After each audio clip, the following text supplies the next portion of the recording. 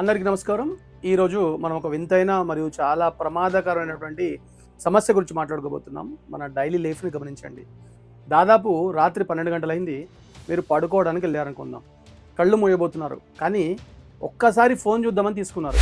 ఒక రీల్ చూశారు, మరో రీల్ వచ్చింది, అది చూశారు, ఇంకోటి వచ్చింది. ఇలా చూస్తూ ఉండగానే రాత్రి 2 అయిపోయింది. మర్నాడు పొద్దున్నే ఆఫీస్కి వెళ్ళాలి, పిల్లల్ని స్కూల్కి పంపాలి. కానీ నిద్ర పట్టలేదు. మర్నాడు రోజంతా అలసట, చిరాకు, ఏది మనసుకు పట్టదు. ఇలాంటి అనుభవం మీకు వచ్చిందా? అయితే ఈ వీడియో మీకోసమే. మీరు ఎప్పుడైనా గమనించారా, మీ ఫోన్ బ్యాటరీ 1%కి పడిపోయినప్పుడు లేదా ఫోన్ ఇంట్లో మర్చిపోయినప్పుడు మీ గుండె వేగం ఎందుకు పెరుగుతుందో? ఆ ఆందోళన, ఆ భయం కేవలం అలవాటు కాదు. దీని వెనక ఒక పెద్ద సైకాలజీ మరియు అంతకంటే పెద్ద జ్యోతిష రహస్యం దాగుంది. దీన్నే ఈ మధ్యకాలంలో సైంటిస్టులు నోమోఫోబియా అంటున్నారు. అంటే నో మొబైల్ ఫోన్ ఫోబియా. ఇది ఈ శతాబ్దపు అతి పెద్ద డిజిటల్ వ్యాధి. దీని వెనక ఒక డార్క్ సైడ్ ఉంది, అదే ఆస్ట్రో సైకాలజీ. మీ జాతకంలోని గ్రహాలు ఈ ఫోన్ ద్వారా మిమ్మల్ని ఎలా ఆడిస్తున్నాయో ఈ వీడియోలో తెలుసుకుందాము. ఈ వీడియో చివరి వరకు స్కిప్ చేయకుండా చూడండి, ఎందుకంటే ఈ వీడియో మిమ్మల్ని, మీ జీవితాన్ని మార్చబోతుంది. మనము ఒకప్పుడు ఫోన్ని కేవలం మాట్లాడడానికి మాత్రమే వాడేవాళ్ళం. వస్తువుల్ని వాడుకునేవాళ్ళం, మనుషుల్ని ప్రేమించేవాళ్ళం. ఇప్పుడు వస్తువులను ప్రేమించి మనుషులను దూరం చేసుకుంటున్నాము. ఇప్పుడు మనకు వాష్రూమ్కి వెళ్తే ఫోన్ ఉండాలి, తిండి తినేటప్పుడు ఫోన్ ఉండాలి, చివరికి పక్కన భాగస్వామి ఉన్నా సరే వాళ్ళతో మాట్లాడడం మానేసి రీల్స్ స్క్రోల్ చేస్తూ కూర్చుంటున్నాము. అసలు జ్యోతిషపరమైనటువంటి విశ్లేషణకు వెళ్ళే ముందు ఇప్పుడు డాటా ప్రకారం కొన్ని వాస్తవాలు తెలుసుకుందాం. నో మొబైల్ ఫోన్ ఫోబియా లేదా నోమోఫోబియా అనే పదాన్ని మొట్టమొదటిసారిగా 2008లో వాడారు. అప్పుడు 53% మందికి మాత్రమే ఈ సమస్య ఉంటే 2025 నాటికి ఈ పరిస్థితి ఎలా ఉందో తెలుసా? ప్రపంచంలోని జనాభాలో దాదాపు 99.5% మంది ఏదో ఒక స్థాయిలో ఈ బాధను అనుభవిస్తున్నారు. ముఖ్యంగా భారతదేశంలో ఈ పరిస్థితి చాలా భయంకరంగా ఉంటుంది. ఈ మధ్యకాలంలో జరిగిన great Indian sleep score card 2025 ప్రకారం 84% మంది భారతీయులు పడుకునే ముందు ఫోన్ వాడుతున్నారు. సగటున ఒక భారతీయుడు రోజుకు 6 నుండి 7 గంటల పాటు ఫోన్ చూస్తూ గడుపుతున్నాడు. అంటే మన జీవితంలో అత్యంత విలువైన సగ భాగం అని గుర్తుంచుకోండి. ఈ ఇంతకాలాన్ని మనం చిన్న స్క్రీన్కి అంకితం చేస్తున్నాం. దీనివల్ల మన మెదడుకి బ్రెయిన్ ఫాగ్ అనే ఒక పరిస్థితి ఏర్పడుతుంది. అంటే ఆలోచన మందగించుకోవడం.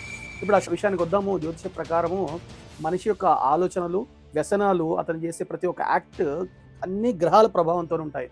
మీరు ఒక రీల్ చూసినప్పుడు సోషల్ మీడియాలో వచ్చేటువంటి ఒక లైక్ లేదా కామెంట్ వల్ల మన మెదడులో డోపమైన్ అనే ఒక హార్మోన్ విడుదలవుతుంది. ఈ హార్మోన్ మనకు తాత్కాలిక సంతోషాన్ని ఇస్తుంది. అసలు రాహు అంటే ఏమిటి? భ్రమ, లేనిది ఉన్నట్టు చూపించడం.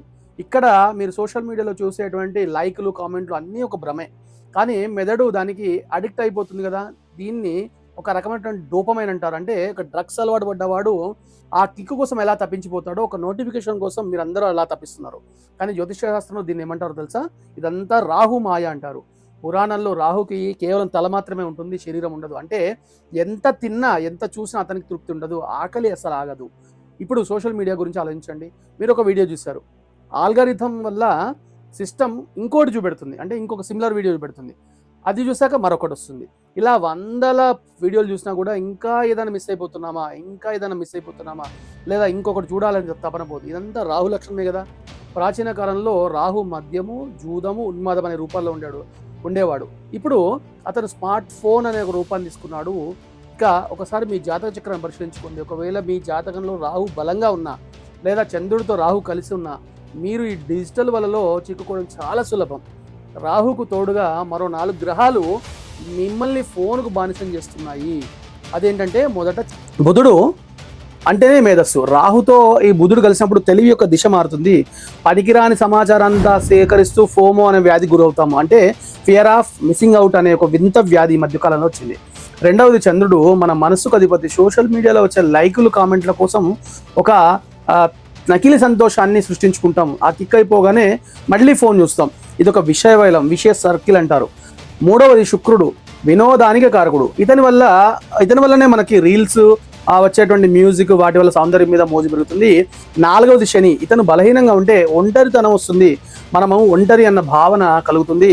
ఈ ఒంటరితనాన్ని మనం మొబైల్తో నింపుకోవడం ఒక అలవాటుగా మారుతుంది. చివరికి మీ కుటుంబంలో లేదా మిమ్మల్ని చాలా ప్రేమించే వాళ్ళల్లో నీకు నాకంటే ఫోన్ ముఖ్యమా అనే మాట అన్నారు అంటే శని మిమ్మల్ని హెచ్చరిస్తున్నాడు అని అర్థం. ఇప్పుడు ఈ సమస్యను అధిగమించడానికి మీరందరూ ఎదురు చూస్తున్నటువంటి పరిహారాలు చెప్తాను, శ్రద్ధగా విని నోట్ చేసుకోండి. ముందుగా రాహుగ్రహ శాంతి చేసుకోవాలి. ప్రతి శనివారం రాహుకాలంలో నీలం రంగు ఆసనం వేసుకుని కూర్చోండి. రాహువు యొక్క ధ్యాన శ్లోకాలు ఉంటే దాన్ని 108 సార్లు జపించండి. ముఖ్యమైన విషయం ఏంటంటే జపం చేసేటప్పుడు మీ ఫోన్ని పక్క గదిలో పడేసిరండి. రాహు అస్త్రమైనటువంటి ఈ ఫోన్ పట్టుకొని రాహుని శాంతింపజేయాలనుకోవడం పిచ్చితనం. ఇక రెండవది ఏంటంటే చంద్రుడు బలంగా ఉంటేనే మనసు నిలకడగా ఉంటుంది. కాబట్టి పౌర్ణమి నాడు రాత్రి 10 నిమిషాలు ఆకాశంలో ఉండేటువంటి చంద్రుని చూడండి. ఆ చంద్ర కిరణాలు మీ మెదడును శాంతింపజేస్తాయి. ఇక మూడవది బుధుడు. ఇంటి దగ్గర ఒక తులసి మొక్కను పెంచండి. ప్రతి బుధవారం నాడు ఆవుకు పచ్చగడ్డి తినిపించండి. దీనివల్ల మీ మేధస్సు సక్రమైన దిశలో నడుస్తుంది. ఇక చివరిదైనటువంటి 4వ గ్రహం ఏంటంటే శని. చాలా ముఖ్యమైనటువంటి గ్రహం ఇది. శనివారం నాడు ఈ శని యొక్క ప్రభావం ఎక్కువగా ఉంటుంది కాబట్టి శనివారం నాడు నియమాలు పాటించండి. శనివారం నాడు నువ్వుల నూనెతో దీపం వెలిగించి హనుమాన్ చాలీసా పఠించండి. హనుమంతుణ్ణి వేడుకున్నట్టయితే శని ప్రభావం చాలా తగ్గుతుంది. కేతు అంటేనే ఆధ్యాత్మికత. సూర్యోదయాన్ని కంటే ముందే నిద్ర లేచి సూర్యుడిని చూసినట్టయితే కేతు యొక్క ప్రభావం తగ్గుతుంది. ఆ లేత భానుడి సూర్యకిరణాలు మీ కళ్ళ మీద పడితే ఫోన్ నుండి వచ్చేటువంటి నీలిరంగు కాంతి ప్రభావం నశించిపోతుంది. ఇంకొక అద్భుతమైనటువంటి కేతు రెమెడీ చెప్తాను. వారానికి ఒక్కరోజైనా సరే, ముఖ్యంగా మంగళవారం నాడు ఏదైనా ఒక మురికివాడ లేదా అనాథ శరణాలు సేవ చేయండి. అది అన్నదానమైనా సరే, బట్టల దానమైనా సరే, లేదా ఒక గంట సేపు పిల్లలకు చదువు చెప్పడమైనా సరే, ఈ నిస్వార్థమైనటువంటి సేవ వల్ల కేతు చాలా శాంత అవుతాడు. ఒక గంట శాంతంగా ఉండండి, ఏం మాట్లాడకుండా. అది కూడా కేతువుకి ప్రీతి కలిగిస్తుంది. ఇక రెమెడీ అంటే ఫోన్ చేతులు పట్టుకొని కూర్చోవడం కాదండి. రెమెడీ అంటే కేవలం మంత్రం జపించడం కూడా కాదు, మీ జీవన శైలిలో ఒక మార్పు తీసుకొని రావడము. రాత్రి పడుకోవడానికి గంట ముందు ఫోన్ని తీసుకెళ్లి వేరే గదిలో పెట్టుకోండి, అసలు ముట్టుకోకండి. ఉదయం యోగాతో లేదా ధ్యాన శ్లోకంతో నిద్రలేవండి. ఆ రోజును మొదలు పెట్టండి. ఇలాంటి పనులు మీ నిత్య జీవితంలో మార్పు తీసుకొస్తాయి. నేను చెప్పేవి చాలా చిన్న చిన్న మార్పులే, కానీ వీటిని క్రమం తప్పకుండా ఆచరించడం వల్ల మీలో మార్పు ఖచ్చితంగా సాధ్యమవుతుంది. చివరగా ఒక్క మాట చెప్తాను. వస్తువులు మనకు సౌకర్యాన్ని ఇచ్చే సేవకులుగా భావించాలి. మనం యజమానులము, వాటికి మనం బానిసలుగా మారుతున్నాం. అందుకే ఈ పరిహారాలు చేస్తూనే డిజిటల్ ఫాస్టింగ్ అనేది ఒకటి ఉంటుంది, దాన్ని చేయండి. ముఖ్యంగా భోజనం చేసేటప్పుడు, పడుకునే ముందు ఫోన్ పక్కన పెట్టేసేయండి. మన జాతకంలో గ్రహాలు తమ ప్రభావాన్ని చూపిస్తాయి, కానీ మీరు కనుక అలర్ట్గా ఉంటే అవి ఇచ్చే ప్రభావాన్ని తగ్గించుకోవచ్చు.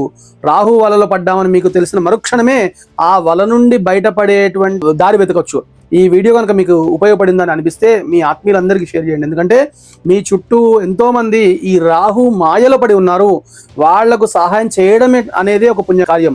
కాబట్టి మన అద్వైతం ఛానల్కి సబ్స్క్రైబ్ చేసుకోండి. అదేవిధంగా ఈ ఛానల్లో వచ్చేటువంటి అత్యంత సైంటిఫిక్ జ్యోతిష విషయాలన్నీ కూడా మీ స్నేహితులకి, మీ ఆత్మీయులందరికీ షేర్ చేయండి. నేను మీ డాక్టర్ వేణుమాధవ్ శర్మ. మళ్ళీ ఒక అత్యంత విలువైనటువంటి సమాచారంతో మరొక వీడియోతో మళ్ళీ కలుద్దాం. నమస్కారం.